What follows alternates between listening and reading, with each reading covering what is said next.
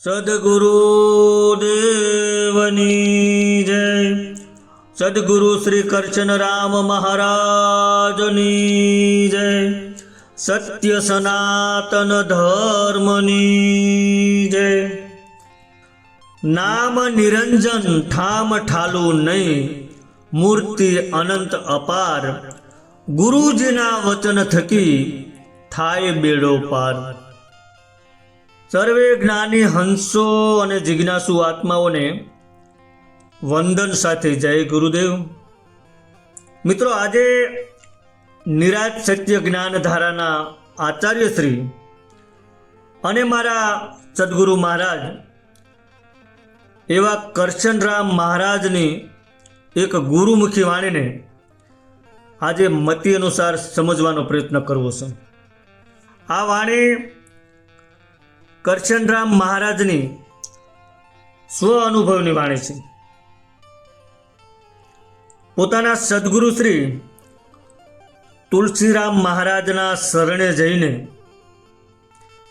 ગુરુગાદીના પાઠમાં બોધ લીધા પછીનું મંથન અને અધિકાર મળ્યા પછી વર્ષો સુધીના મંથન કર્યા પછી એમને જે સહ અનુભવ થયો, એમને જે અનુભૂતિ થઈ, એ અનુભવને શબ્દ દેહ આપી અને વાણીમાં ઉતાર્યો છે.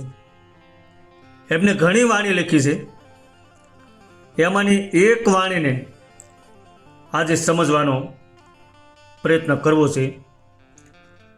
વાણીના શબ્દો કંઈક એવા છે: નિર્બંધ નામ ઓળખાવે રે ગુરુજી મારા, નિર્બંધ નામ ઓળખાવે, એ જીના તોલે કોઈ ના આવે રે ગુરુજી મારા, નિર્બંધ નામ ઓળખાવે. ભજનના મુખડામાં જ નામની વાત કરી છે. નિર્બંધ નામ ઓળખાવે રે ગુરુજી મારા.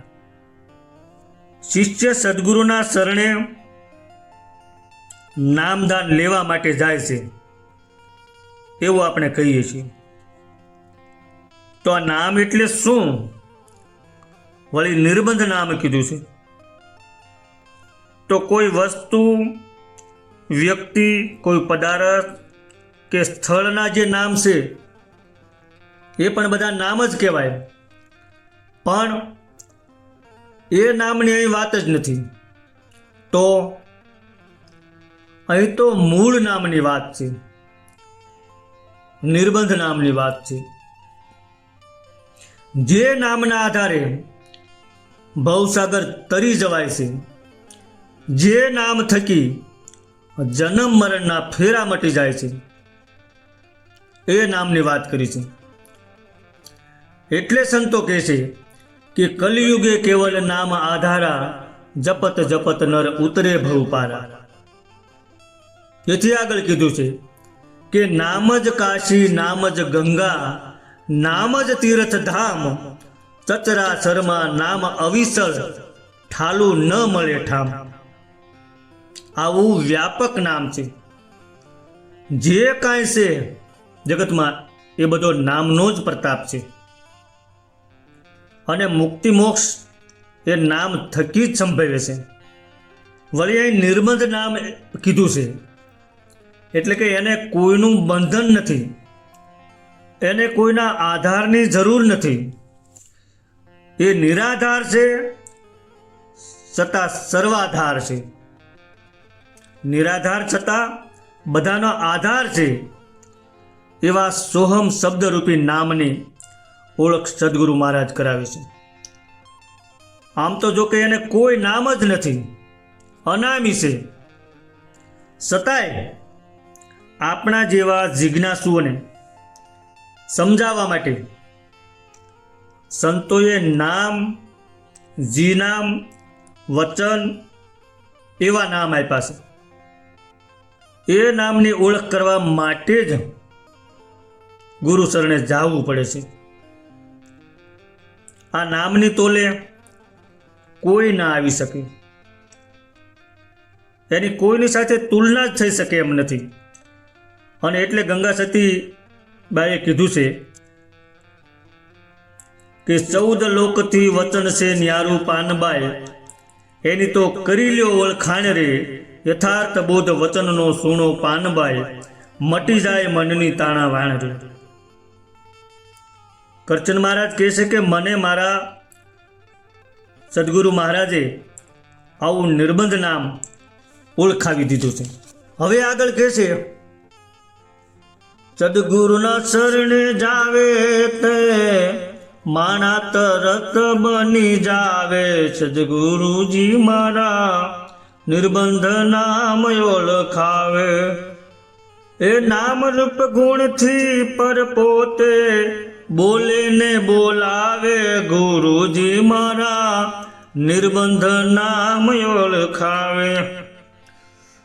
સદગુરુના શરણે જાવે તે માણા તરત બની જાવે. હવે અહીં જેણે સદગુરુનો બોધ નથી લીધો એવા લોકોને એમ થાય કે તો શું આપણે માણા નથી? આપણે મનુષ્ય તરીકે જન્મ લીધો છે, પણ એમાં માણસાઈ તો માણા બનીએ ત્યારે જ આવે છે. કારણ કે દારૂ પીનારાને દારૂડિયો કહેવાય, એને માણા ન કહેવાય. ચોરી કરનારાને ચોર કહેવાય, એને માણા ન કહેવાય. અને જે જુગાર રમતો હોય એને જુગારી કહેવાય, એને માણા ન કહેવાય. જારી કરતો હોય તો એને વ્યભિચારી કહેવાય, એને માણા ન કહેવાય. માંસ ખાતો હોય તો એને માંસાહારી કહેવાય, એને પણ માણા ન કહેવાય. પણ સદગુરુ શરણે જાઓ ત્યારે સદગુરુ પહેલાં તો 5 પ્રતિજ્ઞા લેવડાવે છે. અને આ જે કીધું એ બધી પ્રતિજ્ઞામાં નિષેધ કરે છે. અને કામ, ક્રોધ, મદ, લોભ, મોહ, ઈર્ષા જેવા 7 હથિયારો છોડાવે છે. પંચશીલનું પાલન કરે, આટલા હથિયારો છોડે અને એ બધું આચરણમાં ઉતરે તો પછી સાચા અર્થમાં માણસ બની જાય છે. માટે સદગુરુ પહેલાં માણા બનાવે છે. અને સદગુરુને શરણે જાઓ એટલે તરત માણા બનાવી દે છે. એવી સદગુરુની ભૂમિકા છે. સદગુરુને દેહધારી વ્યક્તિ નથી સમજવાનું, પણ એ અવ્યક્ત પદ છે અને નામરૂપ ગુણથી પર છે. શિષ્યને જ્યારે ગુરુ ગાદીમાં બોધ આપે છે ત્યારે 4થા પદમાં રહીને ઘાટમાં આવીને બોલે છે અને બોલાવે છે. આવું ગુરુ તત્વ છે. એટલે કીધું છે કે નામ બોલાવે નામને સામું બોલે નામ, નામ તમારે દેહ નથી કરતા સર્વે કામ. અને હવે આગળ કહે છે, એ ના આવે ને એ ના જાવે, અખંડ અવિચળ રેવે, ગુરુજી મારા એ ના આવે ને એ ના જાવે, અખંડ અવિચળ રેવે. અનામી નામની ઝાંખી થાવે તો વિના મુખ ગુણ લાગાવે, ગુરુજી મારા નિર્ગુણ નામ ઓળખાવે. એ ના આવે એ ના જાવે, અખંડ અવિચળ રહેવે. સદગુરુ મહારાજ જે નામની ઓળખ કરાવે છે તે આવવા જવા વાળું નથી. તે આવતું નથી, જાતું નથી, જન્મતું નથી, મરતું નથી, વધતું નથી, તે ઘટતું નથી. અનંત કાળથી અવિચળ છે અને ભૂત, ભવિષ્ય અને વર્તમાન ત્રણેય કાળમાં સદાકાળ રહેવા વાળું છે. ભૂતકાળમાં હતું, વર્તમાનમાં છે અને ભવિષ્યમાં પણ યુગોના યુગો વીતશે તોય હશે, એમાં કોઈ ફેરફાર નહીં થાય. એવું આ અખંડ અને અવિચળ છે. અને આમ તો ખરેખર એને નામ જ નથી, તે નામાતીત છે. છતાંય જગતના જેટલા નામ છે એ બધા એના જ નામ છે. એને કોઈ રૂપય નથી, એ રૂપાતીત છે. અને છતાંય સૃષ્ટિ માત્ર એનું વિરાટ સ્વરૂપ જ છે. એને કોઈ ગુણ નથી, એ ગુણાતીત છે. અને છતાં જગતમાં જે ગુણ પૂજાય છે એ બધા એના જ ગુણ છે. આવું આ નામ જીવ માત્રના ઘટમાં બોલી રહ્યું છે. આવા અનામી નામની ઓળખ થઈ જાય તો વિના મુખે ગુણ ગાવે, એટલે જીવ માત્રના ઘટમાં બોલી રહ્યું છે અને બોલાવે છે એવું એ નામ છે. એટલે જીવન સાહેબે કીધું છે કે બોલે બોલાવે સબઘટ બોલે, સબઘટમાં તો રહ્યો સમાય, જણન જણન ઝાલરી વાગે. આ વાત સદગુરુ મહારાજ નક્કી કરાવી દે છે. હવે આગળ કહે છે, નહીં તે ખાવે નહીં તે પીવે, અખંડ આનંદ મારે વે.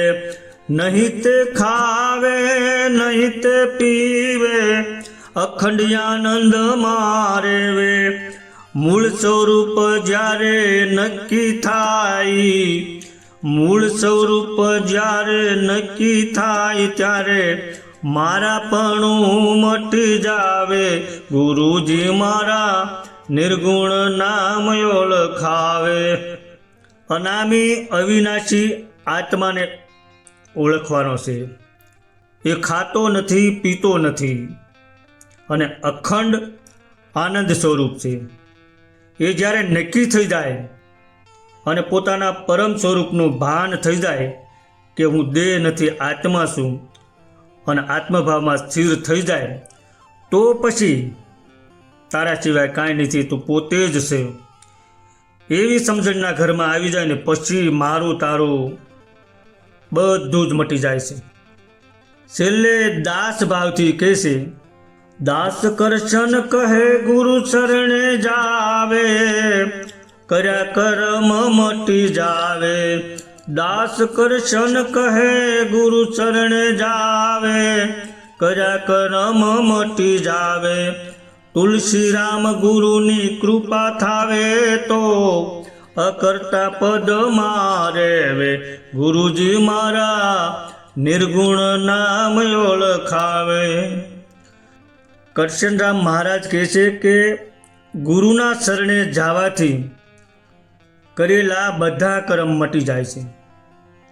એવા મારા સદગુરુ શ્રી તુલસીરામ મહારાજની મારા પર એવી કૃપા થઈ છે કે હું અકર્તા પદમાં સાક્ષી ભાવમાં સ્થિર રહી શકું છું.